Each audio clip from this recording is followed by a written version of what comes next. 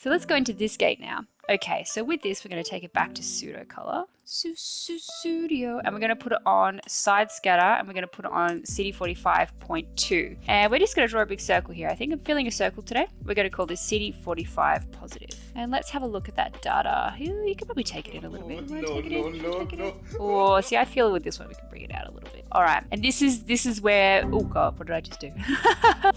This is the final gate that I'm going to do today, and this is the most important one. We've got two markers here. We've got CD5 and CD19, and when you're double positive for these, you've got leukemic cells, and unfortunately, it looks like we have a lot here today. So when I say double positive, what that means is this quadrant here is negative, and this quadrant here is positive for CD5, which is on the y-axis. This quadrant here is negative, and this quadrant here is positive for CD19, which is on the x-axis. So this quadrant is double negative, and this quadrant is double positive. So we're looking for the cells that are double positive. So with gating with flow cytometry, it's basically a process of elimination a lot of the time. And this is not good. This is too many double positive cells, but yeah, what you gonna do?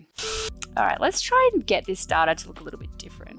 Linear axis is bad, log axis is okay. What if I just chuck in a couple more ticks like this? That looks good. We've got three different distinct populations. Ideally, I was looking for 4. Now I'm going to tell you what these things are. And my cat's just come in to start screaming at me. How wonderful. These are your T cells. These are your granulocytes, NK cells, which stands for natural killer cells. These, typically in this bottom quadrant here, that are positive only for your x-axis. They are your B cells. And then in this quadrant, these are your CLL cells, so your chronic lymphocytic leukemia cells. Let's try and figure out with that. I reckon this is all B cells, to be honest. But let's draw some gates. This is T cells. Let's see. I think maybe this sample comes from something that could possibly. That was the most neutral way of saying that, wasn't it? I'm actually going to delete this game. I'm going to draw it in a different shape. Let's try and draw it. We'll call that B cells. I want to have a look at what the other samples from this group are doing. These are CLL cells. I think I can say all this without giving away too much of what I'm looking at and what I'm doing, so I have to be quite careful of that.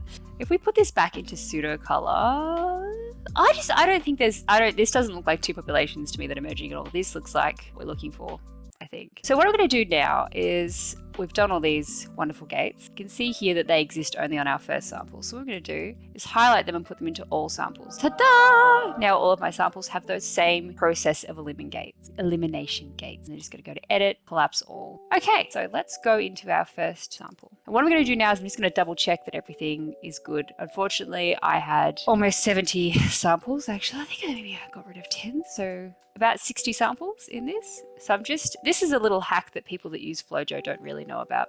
You can press the space bar and just go tick, tick, tick, tick, tick. So this has applied the gate that we drew to all of our samples. And you can see here, it does look a little bit messy and you're like, oh, is that supposed to be on the outside of the gate? Don't even worry about it. Look at this number. As long as that's above 95, most of what you're looking at is exactly where it's supposed to be. Now, these blood samples are also from slightly different groups, so we are going to see a little bit of variation between them. Okay, so we're back to the start again. Now remember that 106 is where we began. So we'll close that window because we don't need it anymore. Let's go through the beads. They all look pretty good. Science, bitch! All right, let's go into that gate and check these ones. I'm watching my view account on my phone and people are coming in and being like, what is this? And then just leaving. Look, that'll do. The beads are all where they're supposed to be.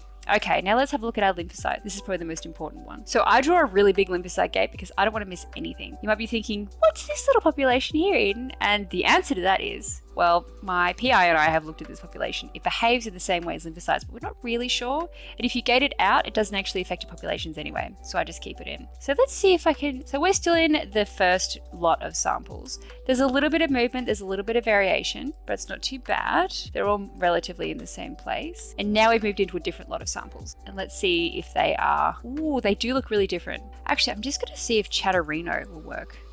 Say stuff and it'll appear. How exciting. So far though, everything is pretty consistent.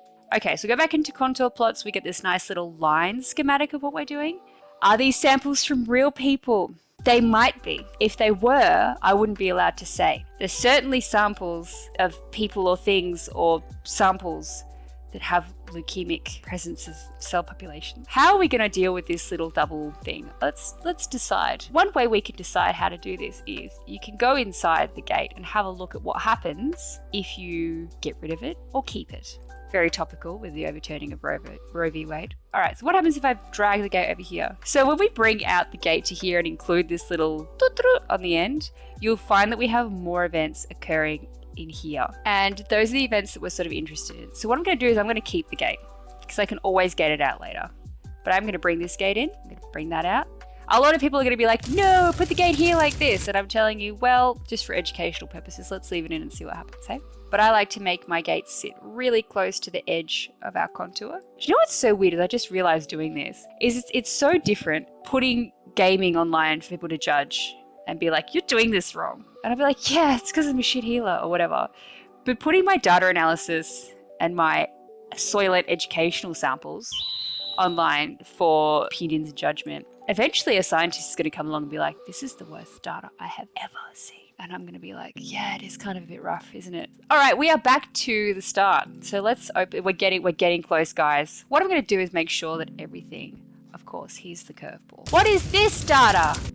Okay, so this data, I'm not ashamed to say, looks like crap right now. I'm gonna reveal why this all looks so crap in the next gate. We could try doing the old customize axis thing. Let's see what happens if I do that.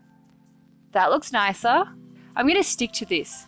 So generally when your data looks like this, it means there's a little bit of cancer in the house. And it's all from the one strain, you'll notice. This is just shocking, shockingly bad. I should say that the origin of this sample is not cooked. This data, therefore, by extension, the person who acquired this data on the flow cytometer, me, is the problem, not the patient, not the generic, non-controversial origin of this sample. See, these look better. Also, this gate, I know, is tragic. These gates are not very good. We're going to fix it in the next gate. All right, back to the start. Here we go. Are you ready to find out how bad the CLL is in these samples? All right, we're going to have to fix these gates a little bit.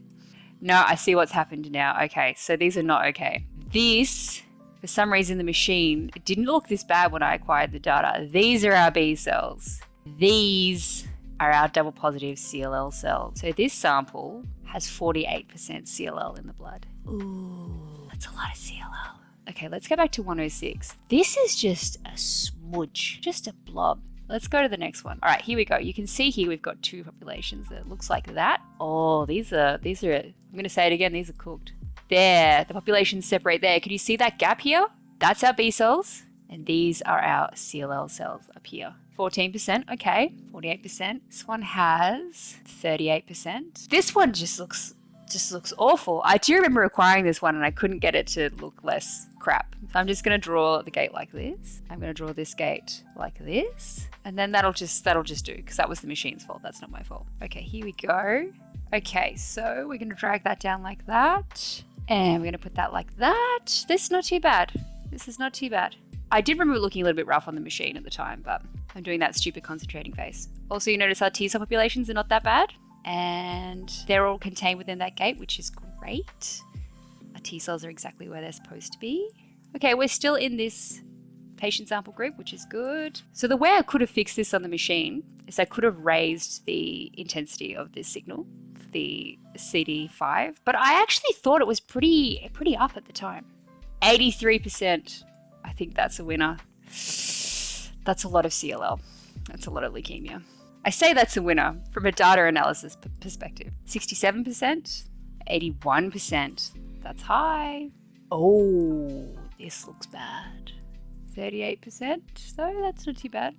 So you guys can have a think about awesome, cool little scientific anecdotes and facts that you hear, and you can message them to me, and then we can go on a deep dive and figure out if they're true or not together. The one I read the other day about the Mandela effect and the Large Hadron Collider, CERN, being started up was just mind-blowing. There are people out there that think that when you start up the Large Hadron Collider, you rip the fabric of reality in space and time, and you end up with like multiple realities kind of like sort of running parallel to each other. And that's the reason why you misremember things. All right, these ones are good. Now I will explain with this. This type of sample group we would expect it to have no leukemia at all. So if we see any, it's going to be a big surprise if we see lots of leukemia anywhere. Would you look at that? Interesting. Unexpected results. Love it. Love to see it. This is going to be a problem when people join this stream and I'm halfway through analyzing the data and they're going to be like, I don't understand what this is. And so I'm going to have to explain flow cytometry several times over, and that's going to be difficult. This is flow cytometry data. This is data obtained from a fluorescently activated cell sorter, and I'm analyzing it to figure out if the samples contain leukemia or not. It's also incredible to think about how these numbers can be so high and wouldn't know it. I'm just going to put that there. That feels kind of okay. What I'm going to do is I'm going to try and do a little shortcut with FlowJo and see if we can get this to work, because it doesn't always work. So we are on sample number 149. So what I'm going to do is take the T cell gate and I'm going to drag it up to our CD45 population. We're going to replace all the gates, and now you'll see that all of the gates are dragged up like this. Yay, look at that. So there you have it. That's all of our samples. So what I'm going to do now is export the data and do some maths in Excel, but I'm going to save it for an Excel stream because this is our flow cytometry stream. So yes, let me know if you have any questions about flow cytometry. Let me know if you think this worked, because I'm really taking a gamble with this because I have no idea if science actual data analysis is going to translate into a Twitch stream. I don't know. I was considering also mixing the science with gaming so that people didn't just freak out and be like, why am I following a science channel? This is super duper weird. All right, I'm getting way too excited. And I will still be doing gaming. So all of my WoW followers that have logged in today that are like, what the hell is this? She's not streaming that. I am going to still stream WoW. And I think it'd be really fun if I was trying to play WoW and going on a scientific voyage at the same time. So we can do that too. All right, guys, take it easy, and I will see you very, very soon.